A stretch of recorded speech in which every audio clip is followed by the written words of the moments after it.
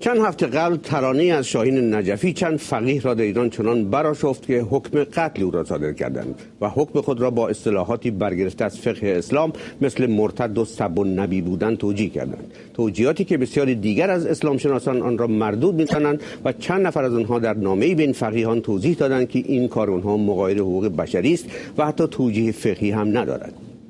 یکی از نویسندگان اسلام شناس این نامه آقای حسن یوسفی اشکوری است که از شهر بن آلمان با ماست. همینطور آقای مهدی خلجی که از امریکا با ماست. البته آقای خلجی از نویسندگان نامه نیست. سلام بر هر دوی شما و خوش آمدید به برنامه. آقای اشکوری، نامه شما به فقیهان از جمله اونهایی که این فتوا رو صادر کردن خیلی مفصله و مستند به مستندات فقهی زیادیه، ولی خیلی خلاصه در چند جمله شما میتونیم به بینندگان ما بگین که دقیقاً شما چه گفتید به این فقیهان و از چه زاویه‌ای شما نگاه کردین که حکم اونها مردوده؟ سلام بر شما و همینطور دوستم آقای خلجی و بینندگان. اون چی که در اونجا و در اون نامه و نوشته مبسوط آمده خلاصه و فشردهش این است که ما خواستیم به این آقایان علما و مراجع تقلید که فتوای ترور و قتل رو به طور علنی و آشکار میدن بگیم که این رفتارها و این اقدام اونها هم از نظر مبانی اسلامی و قرآنی مخدوشه و می شود گفت که حتی معارض اونهاست و از سوی دیگر هم برفرض این که توجیه فقهی در گذشته داشته باشه امروز به اصطلاح عملا قابل اجرا نیست و از سوی دیگر هم تالی فاسدهایی داره و پیامدهای منفی داره که در نهایت نه به نفع دین هست، نه به نفع دینداران هست و نه حتی به نفع مثلا نظام اسلامی ایران و یا حتی خود علماست. اون چی که در اینجا گفتیم خلاصه صحبت ما در همین چند جمله خلاصه میشه. خب حالا آقای خلجی چرا اصولا این نوع فتواها صادر میشه؟ هستم که بیشتر اسباب سیاسی داره صدور این فتواها تا اسباب دینی. به هر حال حکم ارتداد در فقه شیعه موجود هست، مثل یک تفنگی است که به دیوار آویزان هست. اینکه چه موقع این تفنگ برداشته میشه و کدوم هدف به سمت کدوم هدفی شلیک میشه، این بسته به اراده اون شکارچی است و بسته به سیاست اون شکارچی است. معتقد هستم که در تمام مواردی که حکم تکفیر در قرن 20 و همینطور در دهه گذشته صادر شده همواره یک اسباب سیاسی پشت قضیه بوده. در این مورد خاص هم به نظر من بیشتر هدف این بود که نشون داده بشه فعالان جنبش سبز کسانی هستند که بیدینند و نه تنها با جمهوری اسلامی مشکل دارن که با اسلام مشکل دارن. این یک ترفند خیلی قدیمی است در جمهوری اسلامی.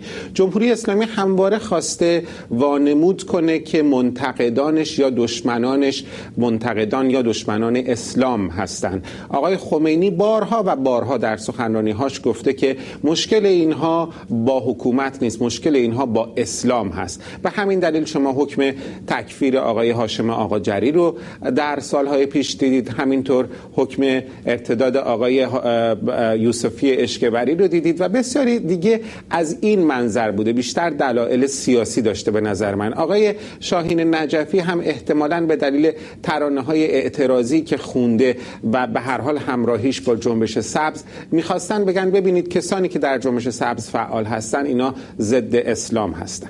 آقای اشکوری، این فتواها خاص به اصطلاح مذهب شیعه است یا اینکه اصولا یک برگرفته از اسلام و در اسلام هم سابقه داشته؟ ولی ما میدونیم که مثلا در بسیاری از شیعیان متعصب و حتی بعضی از روحانیان شیعه به 3 تن از خلفای راشدینی که مورد احترام سنی ها هستن اینها به شدیدترین وجه ممکن توهین میکنند، ولی ما ندیدیم که مثلا از طرف فقهای سنی حکم ارتداد در مورد خیلی از افرادی که حتی شناخته شده هم هستن صادر بشه. چرا حالا فقط این در ایران بیشتر صادر میشه این حکم؟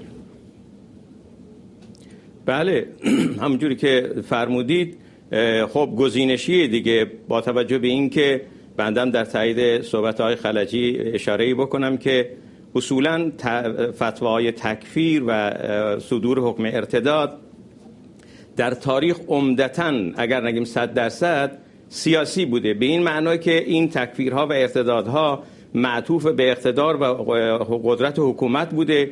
در زمان خود پیامبر ما به این شکل نمیبینیم، حالا که وارد اون زمان نمیتونیم بشیم، ولی به نظر من این داستان اتفاقا از خود اهل سنت به یک معنا آغاز شده، یعنی از داستان رده که در آغاز خلافت ابیبکر آغاز شد که یه عده‌ای از قبایل آمدند و مخالفت کردند با دستگاه خلافت و گفتن ما زکات نمیدیم. حتی کسانی هم بودن که مسلمان بودن اما اینها رو به عنوان مرتد اعلان کردند، با وجود اینکه در همون زمان کسانی هم از اصحاب با این روش مخالفت کردند، اما خلیفه ایستاد و مقاومت کرد و سرانجام تحت عنوان ارتداد اینها را محکوم کرد. بعد هم در طول تاریخ شما نگاه میکنید میبینید که یا مستقیما این فتوای ارتداد به وسیله فقها از سوی حاکمان، خلفا، زمامداران داده شده یا پشت سر اونها بوده. و از جمله در یک دوره در فقه شیعه، در شیعه هم میبینیم که و حتی در اهل سنت قربانیان این فتوا و ارتداد و تکفیر خود علما بودن که همدیگر رو تکفیر کردن که وارد اونا نمیخوام بشم. اما در ارتباط با سوال شما، بله اختصاص به فقه شیعه نداره، در اهل سنت هم هست. مسئله حکم مرتد یعنی مجازات اعدام و مرگ برای مرتد تقریبا یک نظر اجماعی هست بین علما و فقهای شیعه. فقط در این سالهای اخیر مرحوم آیت الله منتظری بود که برای اولین بار در میان فقها، تا اونجا که من میدونم فقهای شیعه و سنی، البته فقها و مراجع درجه اول، ایشون از اولین کسی بوده که به اصطلاح فتوای مرگ رو جایز ندانست و این رو رد کرد و گفت اگر کسی تحقیق کرد و دینش رو تغییر داد از اسلام برگشت، مجازات مرگ نداره. اما در این حال اون چی که شما فرمودید در ارتباط با خلفا، بله، چون شیعه و فقهای شیعه خلفای به اصطلاح بعد از پیامبر رو، خلفای ثلاثه رو، ابوبکر و عمر و عثمان رو، اینا رو جزو به اصطلاح مقدسان، جزو معصومین نمیدونن. مسئله ساب النبی که در فقه شیعه هست مربوط البته توی اهل سنت هم هست درباره خود پیامبر، ولی شیعه این رو تسری میده به امامان 12 گانه. بنابراین برای پیغمبر و امامان چون مقام عصمت قائلن، مقام مافوق بشری قائلن، از این جهت سب اونها و توهین اونها رو مستوجب مرگ و کیفر میدونن. اما با همه این حرفا، بله، این فکر گزینشی وجود داره در جمهوری اسلامی. همونجوری که اشاره شد، از این تفنگ آویخته که تعبیر بسیار درست و به جایی بوده که آقای خلجی کردن، از این تفنگ آویخته استفاده میکنن برای سرکوب‌های سیاسی، برای سرکوبی هر نوع دیگر اندیشی و عمدتاً سیاسیه. و در همین ماجرای اخیر هم میبینیم که بسیاری از اون فقها یا همه اینهایی که فتوا دادن به نوعی مرتبط با حکومتن، از راندخاران حکومتن. و اتفاقا اون علمای سنتی که کاملا سنتی باقی موندن، اونها عمدتاً سکوت کردن، در این مورد وارد نشدن و یا اگر یه حرفی هم زدن به طور اجمالی گفتن، خیلی وارد مصادیق نشدن. بسیار خوب، متشکرم آقای اشکبری. آقای خلجی، حالا همه اینها به یک چیز دیگه ای هم دامن زده، یعنی در حد اینکه عده‌ای این فتوا رو تایید بکنن و عده‌ای اون رو محکوم بکنن نمونده و مسئله حدود و ثغور آزادی بیان از یک طرف و اهانت به مقدسات مردم پیش کشیده. نظر شما در این مورد چیه؟ من معتقدم که بستگی داره به اینکه شما آغازگاهتون چی باشه. اگر آغازگاه شما ایجاد همزیستی صلح‌آمیز در جامعه ایران و پذیرش تنوع‌ها و تکثرهای مذهبی و فکری در جامعه ایران باشه، باید دایره آزادی بیان رو بسیار گسترده بگیرید. ببینید، جهان امروز جهانی است که برخلاف جهان پیشین امکانها و گزینه‌های بسیاری در برابر آدم‌ها قرار میده. آدم‌ها نه تنها میتونن دین خودشون رو انتخاب کنن، بلکه نوع دینداری خودشون رو هم میتونن انتخاب بکنن و حتی بیدینی رو هم میتونن انتخاب بکنن. و با این وضعیت جهانی شدن شما هر روزه با تکثر بیشتر مواجه هستین. در نتیجه باید میزان تحمل و مدارای جامعه خیلی خیلی بالا بره. این که شما بلا فاصله یک چیزی رو به عنوان توهین به مقدسات پیش بکشید و بخواید با اون آزادی بیان رو محدود بکنید، این از آن جهان امروز نیست. بله، بسیاری چیزها مقدسند، اما برای یک گروهی خاص و لازم نیست که برای همه گروه ها مقدس باشن و باید اونهایی که چیزهایی رو مقدس میدونن بپذیرن که گروه های دیگه دربارش حرف بزنن، حرفایی بزنن که شاید براشون خوشایند نباشه، حتی اونها رو به طنز بکشن، کاریکاتور بسازن. و در مورد خاص ایران مسئله البته خیلی فرق میکنه. مقدسات با قدرت حاکم دست در دست دارن، یعنی اینکه تشیع در ایران یک مذهب نیست، یک ایدئولوژی برای قدرت هست. اگر شما میبینید که چنین طنز پردازی هایی درباره تشیع و دین در ایران میشه، درست به دلیل اینکه سیاست ما عین دیانت ما شده و دیانت ما عین سیاست ما شده. یعنی به هر حال شما نمیتونید از نقد دین، از طنز پردازی درباره دین جلوگیری کنید، به دلیل اینکه نقد قدرت و طنز پردازی درباره قدرت بدون پرداختن به مقدسات ممکن نیست. نکته اصلی این هست که جهان امروز یک جهان بسیار فراخی است و پر از آزادی ها و امکان ها و مؤمنان نمیتوانند مدام مراقب این باشند که مبادا به مقدساتشون توهین بشه و در عوض باید سطح مداراشون رو بالاتر ببرن و ما بپذیریم که آدم ها به هر حال ممکنه حرفهایی بزنن که خوشایند ما نباشه. این نباید موجب بشه که یا آزادی بیان رو محدود کنیم یا یک واکنش خشونت‌آمیزی نسبت به اون چه که دیگران درباره مقدسات ما میگن نشون بدیم. آقای اشکبری، این مسئله به نظر میرسه در بسیار از کشورهای غربی حل شده. ما روزانه میبینیم که در رسانه‌ها، در رادیو، تلویزیون نسبت به شخصیت‌های بسیار مقدس مذهبی از خدا گرفته تا پیغمبران، البته پیغمبر به جز پیغمبر اسلام، حرفایی زده میشه که میتونه در ذهن بسیاری توهین‌آمیز تلقی بشه، ولی کسی زیاد توجهی به این مسائل نمیکنه. ولی در مورد اسلام انگار یه قضیه فرق میکنه. یعنی هر بار که اتفاقی میفته یا کوچکترین حرفی زده میشه که ممکنه توهین‌آمیز تلقی بشه، بعد قوقا میشه همه جا. این مشکل آزادی بیان و توهین به مقدسات رو شما چطور میبینید؟ بله، متاسفانه همینجوری که شما میفرمایین در شرایط فعلی و حتی از گذشته‌های دیر و دور این مشکل در جوامع اسلامی وجود داشته و الان هم وجود داره. اما باید این به اصطلاح یک دو نکته از هم تفکیک کرد.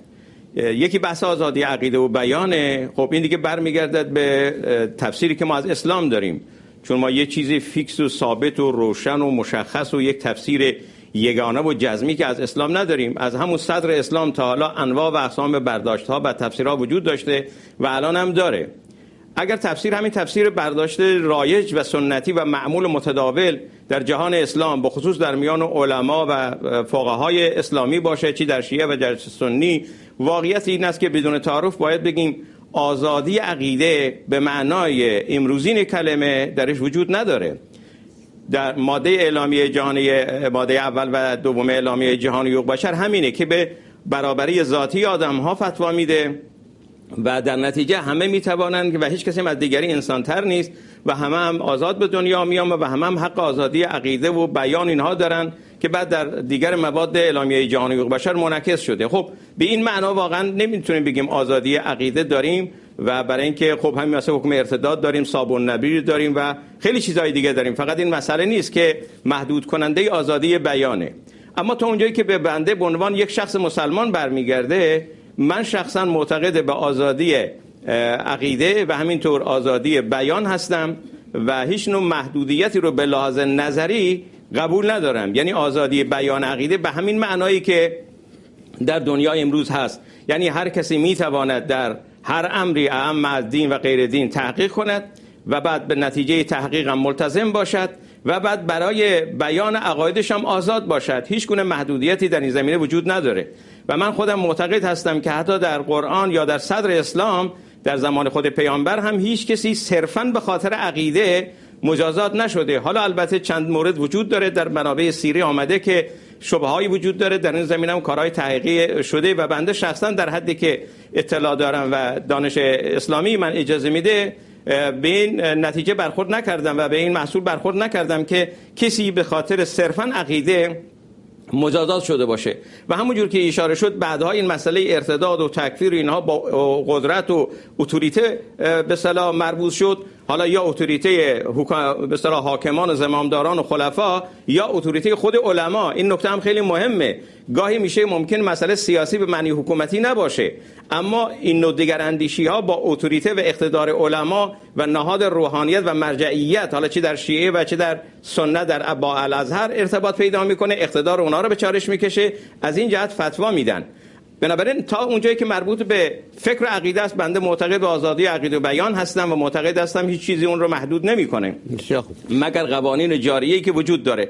اما یه نکته اضافه بکنم و اونم این است که برمیگردیم به شرایط اجتماعی. این دیگه جنبه نظری و دینی و مذهبی نداره. به لحاظ جنبه اجتماعی و سیاسی شرایط اجتماعی ایران با غرب متفاوته. احتمالاً در ایران هم در کشورهای اسلامی هم ممکنه در آینده این سیر تحولی ادامه پیدا کنه.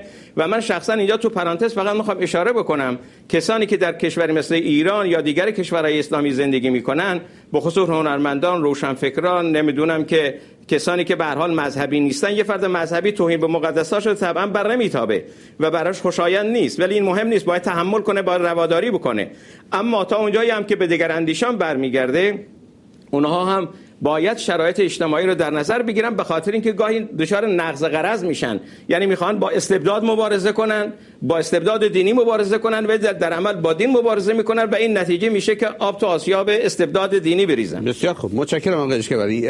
آقای خلجی، تا چه اندازه عملکرد خود جمهوری اسلامی ایران دخیل در این که به هر حال ادعی دست به توهین بزنن؟ چون ما اگر به خیلی از نامه‌های سرگشاده‌ای که اینجا و اونجا منتشر میشه خطاب به رهبران جمهوری اسلامی، معمولا صحبتشون اینه که عملکرد شما به عنوان یک دولت، یک حکومت دینی، یه طوریه که بسیار از جوانهای ما رو به طرف بیدینی میکشونی. قطعاً جمهوری اسلامی نقش بسیار پررنگی داره در دین ستیزی و دین گریزی بسیاری از جوانان در روزگار امروز ایران. اما بذارید من دو نکته رو اشاره بکنم. یک نکته این هست که همه تقصیرها هم سر جمهوری اسلامی نیست. مسئله تفسیر فقهی از اسلام و به همونطور که آقای اشکبری هم گفتند علما به معنای فقها هست.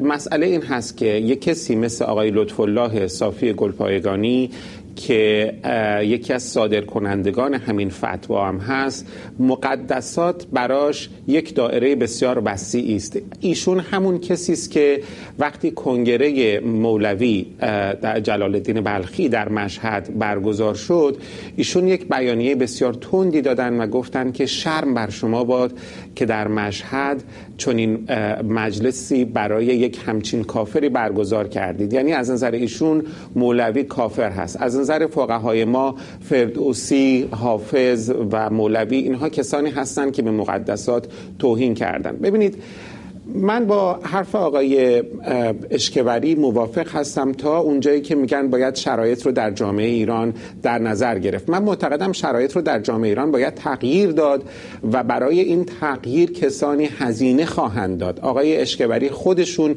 یکی از کسانی هستند که به خاطر اظهار نظرشون درباره حجاب که با نظر اغلب فقها مخالف بود، هزینه بسیاری پرداخت کردند و در نهایت مجبور شدند که از کشور خارج بشن. ما برای مبارزه با تفسیر فقهی اسلام نیاز به دادن هزینه داریم. جامعه ایران یک جامعه است که تحت سلطه فقیهان بوده برای روزگار درازی و شما نمیتونید صرفاً به دلیل اینکه این جامعه تحت سلطه فقیهان هست همواره پرواش رو داشته باشید و مراقب باشید که چیزی نگین که به تریج قباش بر بخوره. به هر حال وجود کسانی مثل آقای اشکبری، وجود کسانی مثل روشنفکران دینی، وجود کسانی مثل روشنفکران عرفی و غیر مذهبی، وجود طنز پردازان، اینها هست که هی دامنه تحمل دین رو گسترش میده، هی به در حقیقت تفسیر فقهی از دین چکش میزنه، هی جامعه رو بیدار میکنه. ما نباید چیزی بگیم که جامعه به خواب خودش عمیق‌تر فرو بره. جامعه ایران به خاطر برای این که به سمت دموکراسی، به سمت یک جامعه تکثرگرا، پرتحمل و پرمدارا پیش بره، نیاز به تلنگرهای شدید، نیاز به ضربه‌های شدید، نیاز به بیدارباش‌های شدید داره. و چه باک اگر یک عده‌ای ناگزیرن هزینه بدن، یک عده‌ای ناگزیرن که داغ اتهام ارتداد بر پیشانی رو بپذیرن، به زندان برن، به اعدام محکوم بشن، از کشور خارج بشن، در ترس از کشته شدن باشن. اگر شما میبینید که در اروپا، در امریکا، در جوامع دموکراتیک الان سخن گفتن از دین اینقدر آسان هست یا این چنین آزادی بیان وجود داره، این کشورها هم هزینه دادن، قربانیان فراوان دادن. اینها هم کسانی بودن که در حقیقت مشفقانه برای همزیستی صلح‌آمیز مردم در کنار همدیگه در حقیقت از جان خودشون، از در حقیقت امنیت و آسایش خودشون مایه گذاشتن. بنابراین اگر ما پروای جامعه رو داریم، نباید مدام به جهالت جامعه، به نادانی جامعه دامن بزنیم. باید تلاش کنیم جامعه رو از این جهالت و نادانی بیرون بیاریم. خیلی متشکرم، خیلی ممنونم آقای اشکبری. ما فرصتمون تموم شده، ولی صحبتایی که آقای خلجی کردن شما میتونید در چند ثانیه یک جواب کوتاهی بدین؟ نه، جوابی ندارم. من کاملا با نظر ایشون در سطح کلان موافق هستم. بله، مشکلی نیست. فقط اون که گفتم یک توصیه است که همه باید رعایت کنیم. منظور من یک گروه خاصی از روشنفکران نیست. خود ماها هم به هر حال باید رعایت کنیم، در این حال اینکه روشنفکر، نواندیش اصولا اگر بنا بشه دنبال روی عوام باشه که دیگه نواندیش و پیشگام نیست. پیشگامی ایجاب میکنه که این هزینه ها هم پرداخته بشه. خیلی متشکرم آقای اشکبری در بن و آقای خلجی در واشنگتن. ممنون از هر دوی شما.